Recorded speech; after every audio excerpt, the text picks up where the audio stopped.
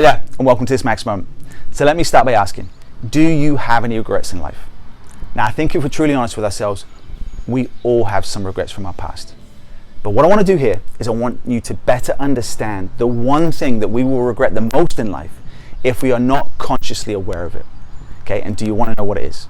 Well, to do that, I want to share a study that was done by a couple of social psychologists from Cornell University about how we deal with regret. So what they did was they placed the idea of regret into two broad categories. Okay, regrets of action, which is things that we wish we had not done or not said, and then regrets of action, which is things that we wish we had done but didn't do.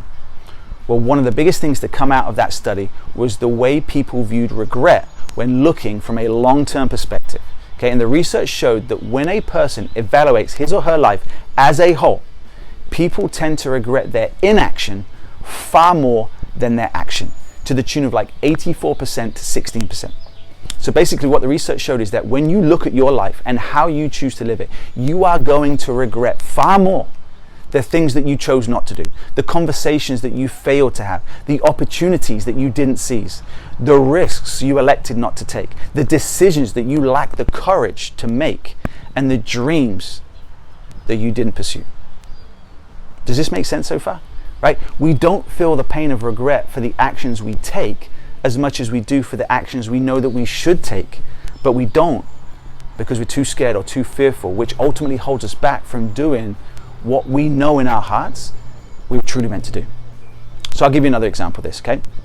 Bronnie Ware is an Australian nurse who spent her professional career caring for patients during the last 12 weeks of their lives. Now, during that time, she recorded the thoughts of these people when she asked them about any regrets that they have or things that they would have done differently if they could have, or if they could have gone back in time, right?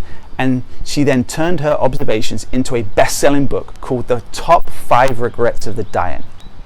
And here is the number one most common regret of all. And it's this: I wish I'd had the courage to live a life true to myself, not the life others expected of me. Wow. Because you see, when people realize that their life is almost over and they look back clearly on it, what they see are all the regrets of inaction. In other words, all the things they didn't do but wish they did. Because remember, what you will regret most in life is not what you did but wish you hadn't, rather what you didn't do but wish you had. So my advice, while you still have time, is stop running away from what scares you and start going after the things that you want.